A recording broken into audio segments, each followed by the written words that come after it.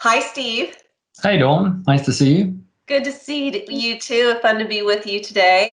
It would be great to just start a little bit about you, talking about you and your vantage point as this chief storyteller for Microsoft. And as I think about it, I'm sure there's been many different chapters of your journey. And so I'm curious to hear what chapter you're on in that journey and maybe what's evolved since the beginning.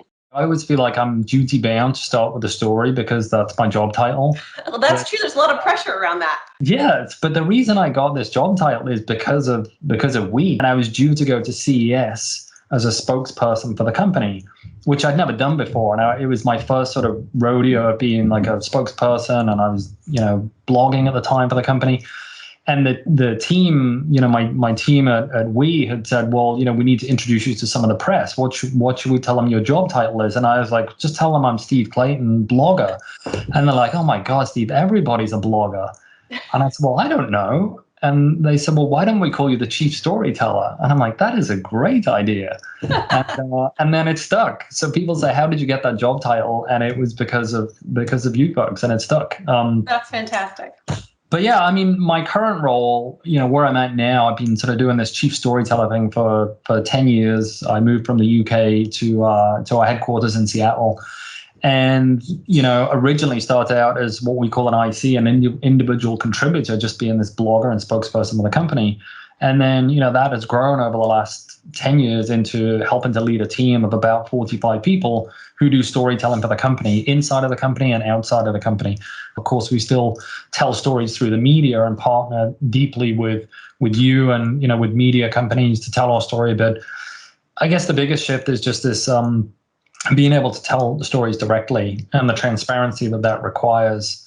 And that continues to grow, and just the authenticity and then the ability to talk directly to your audience, I think, is the big change.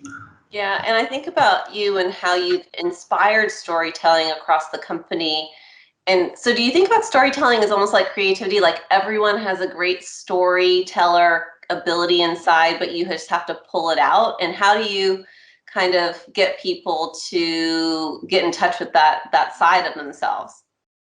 I do think everybody has this storytelling capability. And, one of the exercises that I invite some of our leaders to do is to say, answer this question, like, why do you work at Microsoft? Why I'm here after 23 years is because I believe in this company and because I think it has a story to tell. And I still think at times it's a misunderstood company. And so my job is to help people understand who we are and why we exist on the planet and why we have this purpose. And we've got much better at telling that story over the last 6 years in particular, because we've become much more focused around what our purpose and our mission is.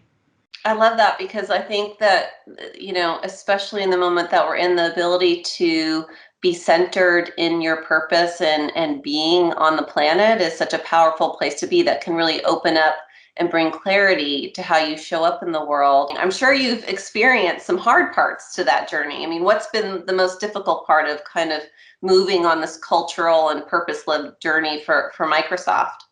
The hard part is you've got a lot of people who've been very successful doing things the way they've always done it. That, I think, is one of the harder things, is helping people say, we have to be in not this continual state of change, but in recognizing that there are times when we are going to have to change, and getting people to be uncomfortable, getting people to be vulnerable.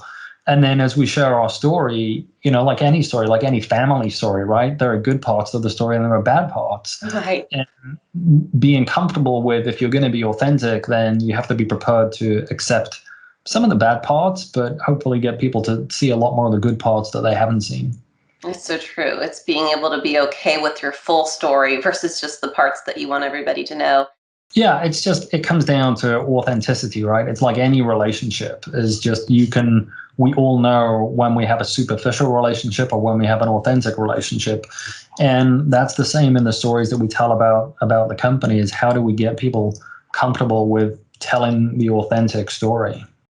I'm curious, for you as someone who's leading and shaping communications at the company, what has that meant for you in terms of that change inside? How has that might unlocked different ways of leading for you yourself? Yeah, I think there are a couple of things that really come to mind. The first one is empathy, and I think we would all like to say, of course, I'm an empathetic leader. I think most good people are, but there's levels of empathy. Really, I think empathy, of course, is about putting yourself in other people's shoes, and so I started, I think, to really understand at a deeper level of what that means. Is how do I truly try to put myself in other people's shoes and see things from their perspective. And that sort of helped me really just think about how do I help the team? How do I lead the team and help manage the team? And then the second one was this realization, Dawn, of really understanding what people meant by mental health.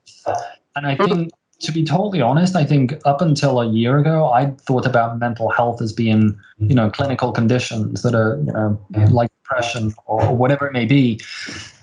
And then I started to see it in myself and feel it like, I don't have energy today, or I don't have the will to do this. And I started to realize that actually I'm suffering from anxiety, and I'm suffering from that. And I began to read around it a lot more and just understand a lot more the nuances of what mental health means, and how it sort of manifests itself in different people in different ways. Has that led you to stop certain behaviors or add totally new things to the equation? Yeah, on a micro and a macro level, definitely. So on a micro level, it stopped me sending email at the weekend. I think that has been a mind shift in the company of this realization that we all spend all of our days right now sat in front of these screens. And then the second is, on a more macro level, is during the first few months of this sort of working at home and the pandemic, we set up these 30-minute check-ins 3 times a week for my team, and then we called them the optional hangouts. And literally, people would just come and hang out, and we just talk about whatever was on our minds, and hopefully laugh and share some stories. And then I think the energy around that began to wane. I sort of thought, well, what is it that people are looking for? And we began to bring in external people to talk about important topics. We brought in a guy who's a behavioral psychologist that works for the fire department, and he helps firefighters deal with post-traumatic stress disorder from being a firefighter. And he came and talked to us about resiliency, and it was incredible. So yeah, those are just 2 examples of things that I've changed. So as you think about leadership in the context of, as communicators, we're helping other leaders in their own communication styles and their own behaviors. Are there new behaviors or just behaviors, leadership behaviors that become even more amplified in terms of their importance as you look at the changing dynamic we're all working around? Yeah, I think there are 2 things on my mind around that. One is this word vulnerability, and it's a bit like mental health. I have this odd relationship with the word vulnerability because I kept hearing through trainings that, as a great leader, you need to be more vulnerable. I was like, I'm not really sure what that means. And I would say it really, hit home last summer, in particular around, some of the racial injustice and the Black Lives Matter movement. And just, I had this sort of inner uncertainty combined with rage about the whole thing. And I was like, I don't know where to express this or how to talk about it. And I don't know the right language to use. And I'm very nervous about, saying the wrong thing. And it taught me that that's what vulnerability is. And it broke this ceiling for me, where it's now we have these just great conversations as a team. We had one this week specifically around that topic, and I wouldn't have been able to do that a year ago. So that's one piece. The second piece is I just have this craving for more simple language. I think it's also because I'm just getting old. And I just want to. That might be it too. I don't know. I just want to go back to talking like normal people. Yeah. Like the authenticity gives, I think people will naturally give you grace if you're more authentic.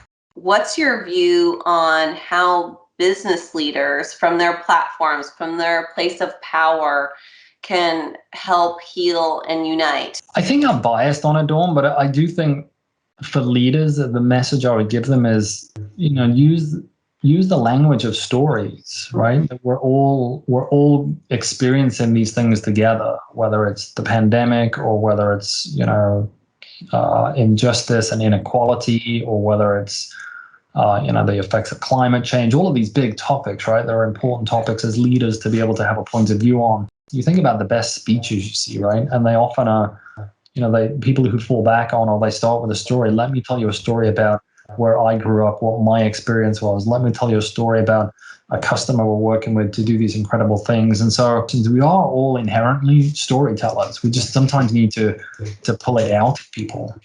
I want to move into a little bit of a quick fire round. I want to try this, Steve, Oh, no. if you're okay with that. It won't be too hard or too painful, I promise. But let's see. Favorite book of the moment? Literally, this is on my desk. I'm like, I got sent this book. Oh. Anonymously in the mail, and I picked it up a few days ago, and it's a book that's about stories. So it's this guy, Matt Johnson, and it's all about songs and how songs are stories. And I read the first piece of it yesterday, and he sent it with this lovely handwritten letter, which I love. And I love analog as well. Yeah, I do too. This is my book of the moment right now. Best news source of inspiration. You have been a globetrotter of all globetrotters. So you and I have talked about, okay, in a world where you always are, experiencing the world as inspiration, and now you're within the four walls, is there a new unexpected place of inspiration? Obviously, books are one of them. Again, I'm going to look at what's on my desk because bring it on. And I would say it's this. This is a publication that I now subscribe to, and it's called Ruler, and it's a cycling magazine. And it's beautifully produced. It's got amazing photography, and it's got great writing, and it's far away from my day job.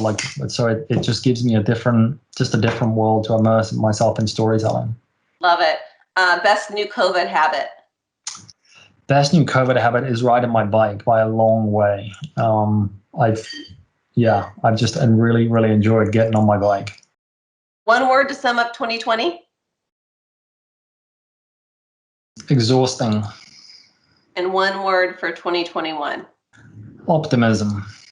I'm with you. Primed. Potential. There's things on the horizon to be optimistic about, for sure. So I think that's a great note to end on. It's been so fun to do this. Thank you so much for joining. Yeah, you're welcome. It's great. I was nervous about the quick fire, but I managed to survive it. It was very tame, I wouldn't do anything too crazy. So there you have it. Cool. Thanks, Dawn. It's great to chat with you. You too.